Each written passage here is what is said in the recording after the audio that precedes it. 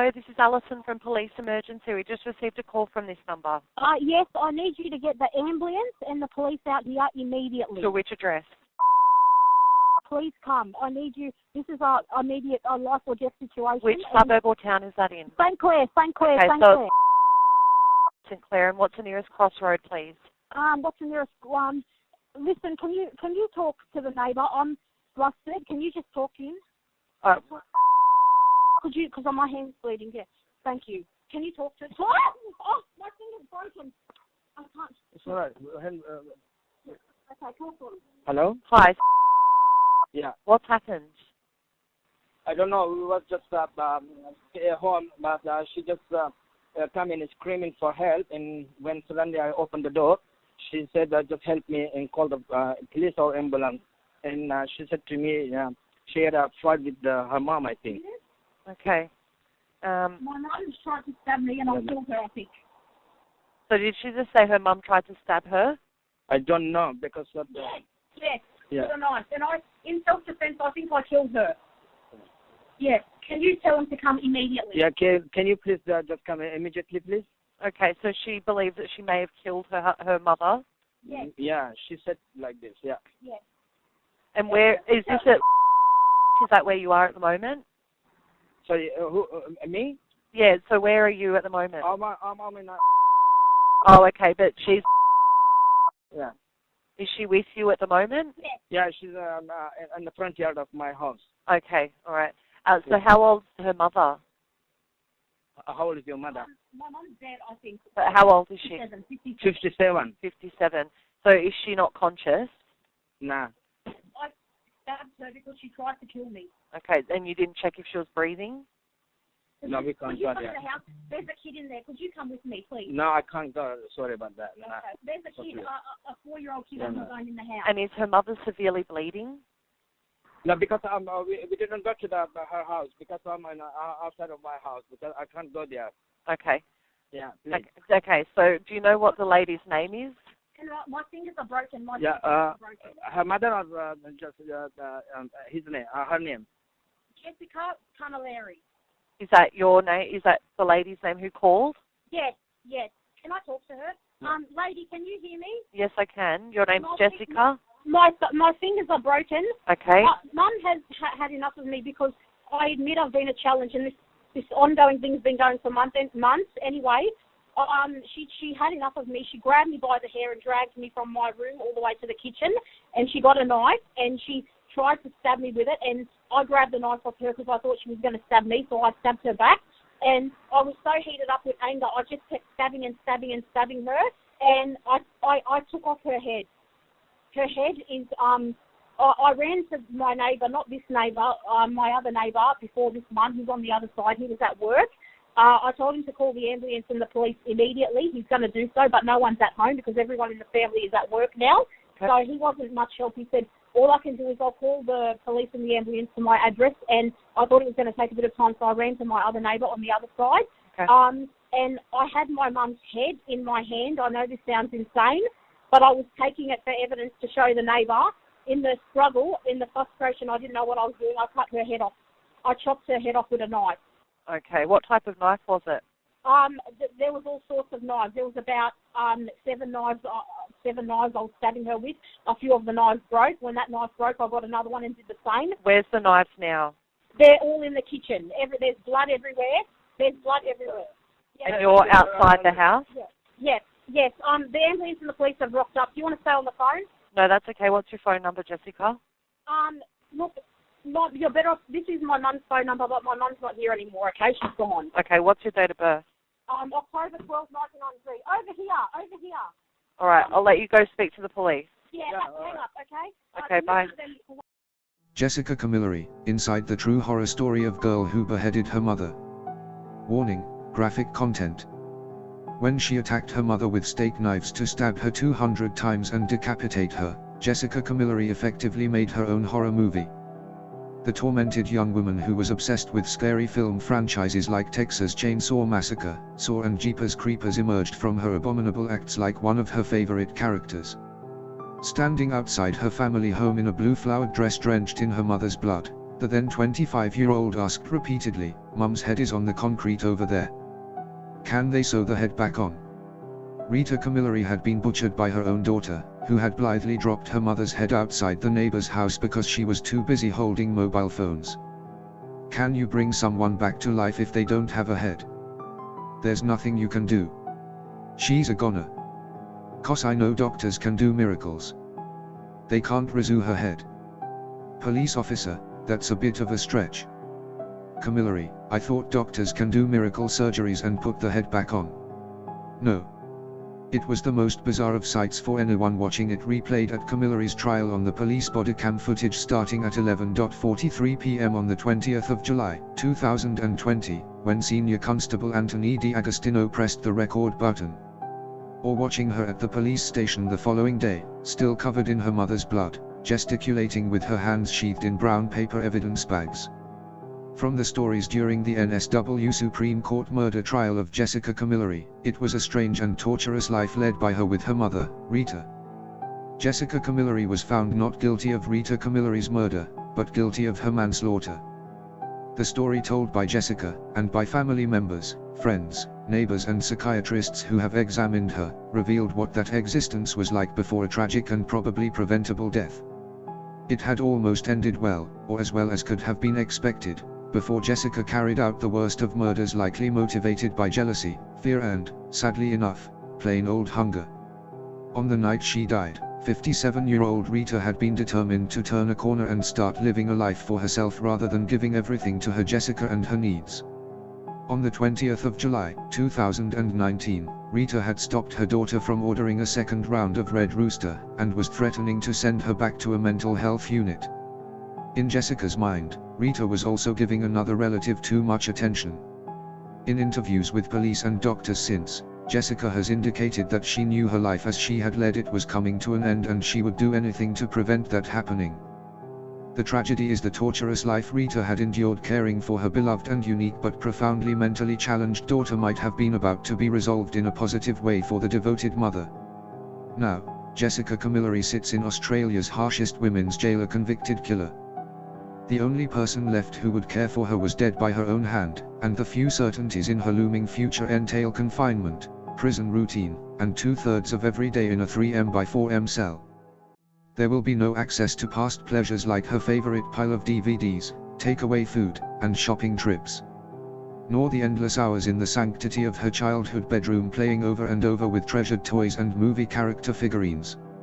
Or the opportunity to play with favorite numbers and make forbidden calls to strange men, hundreds of times a day, developing crushes on them and threatening to chop off their heads with a chainsaw if they hung up. As Jessica herself told police in her bloodied state after killing Rita, "She's had enough of me." She was at her wit's end. "I want everyone to know this. I have hurt a lot of people in the past, but I have never laid a finger on my mum until tonight. I understand she has had enough of me, because I am a piece of work. My mum lost her patience. I wanted to give her a taste of her own medicine, but not to kill her. I had to keep stabbing her. I think that's what happened, and then her head just came off." Growing up, Jessica Camilleri's life began as the second daughter of Maltese-Australian parents, Vince and Rita. Her older sister Christy was normal, but Jessica from an early age was clearly not. According to Professor David Greenberg, with whom she consulted while in prison after her arrest last year, she was born with an intellectual disability which meant she had an IQ of 55 to 60. That put her in the bottom 1% of the population. Normal IQs are 90 to 110, although Jessica was still articulate and able to communicate. Professor Greenberg said Jessica had delayed developmental milestones, such as walking, talking, and coordination at a young age. Placed in intermediate class at school, teachers noted her delays in reading, writing, maths and language. Years behind her age group, that led to being teased, taunted and harassed by her peers as being different, and that flowed into her reactions of rage, the intermittent explosive disorder, IED. By way of her autism, Jessica also had deficits in judgment and awareness of other people's thoughts, feelings and empathy. Growing up, she would have difficulties with complex daily activities such as grocery shopping, catching transport, banking, home care and employment.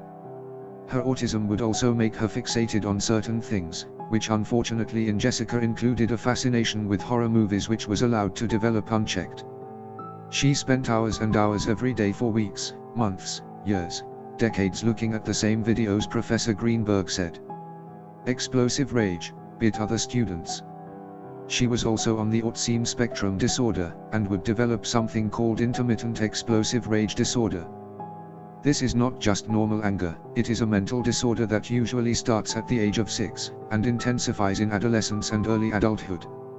It relates to a lack of serotonin, the mood hormone, in the brain. She explains that when she perceives a person is looking at her strangely or disrespectfully, she had minor reaction, he said. But if they touch her or does something physically, she loses all control. At school, Jessica had explosive outbursts, attacking other students or teachers, and got suspended.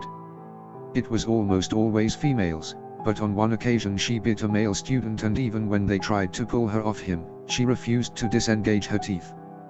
After leaving school, she was placed in supportive environments where she had explosive outbursts and was asked to leave, Professor Greenberg said.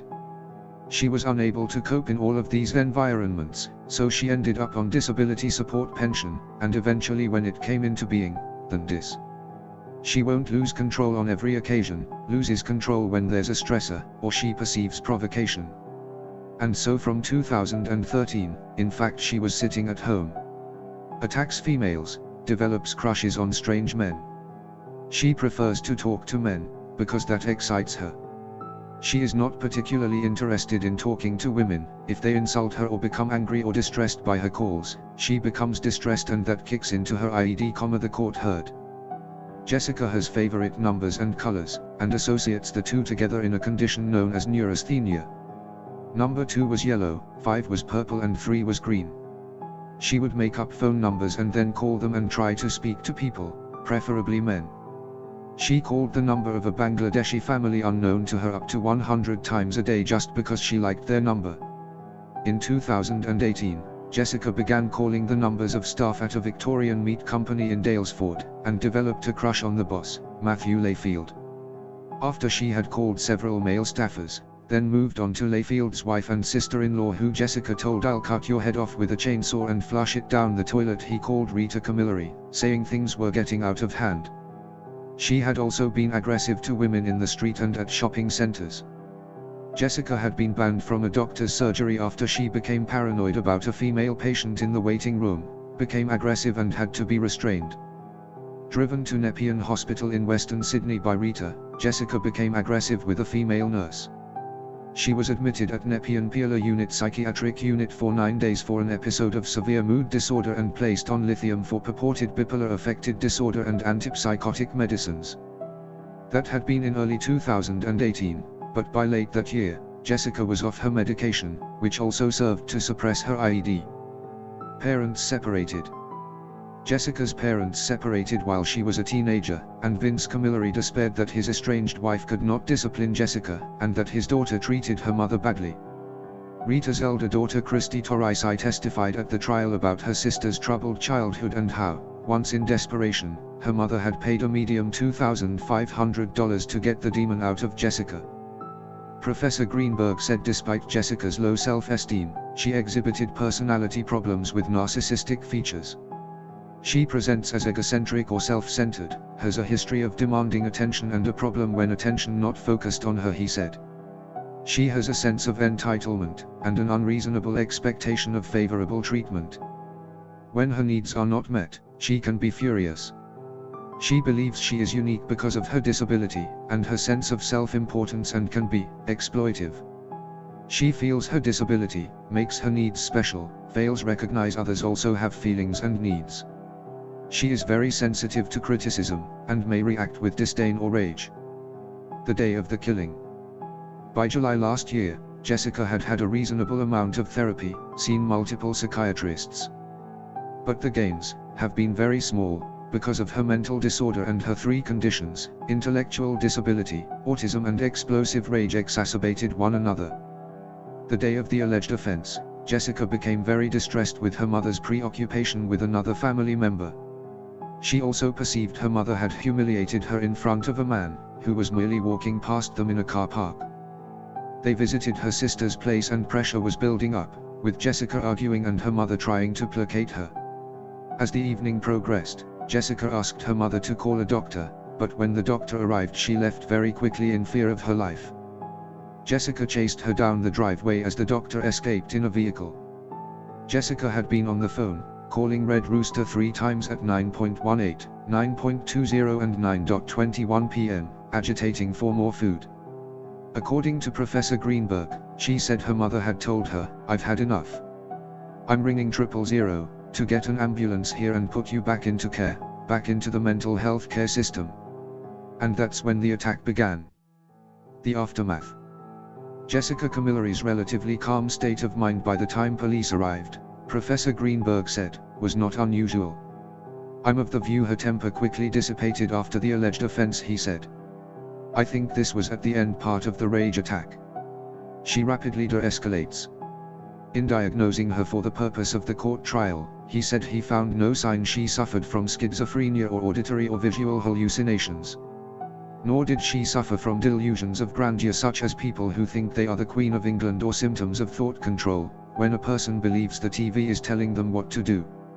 He found that when she described the macabre and horrific details of killing her mother she was quite matter-of-fact in her manner. She doesn't use social gestures in communicating. There's quite a bland lack of emotion on her face, he said. Perhaps the professor's saddest conclusion was that Jessica's best friend, her mother, was now dead, and in fact Rita Camilleri had been Jessica's only friend.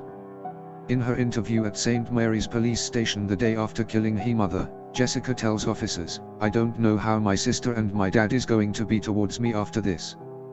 The officer tells her that, "No, they are very upset at this moment,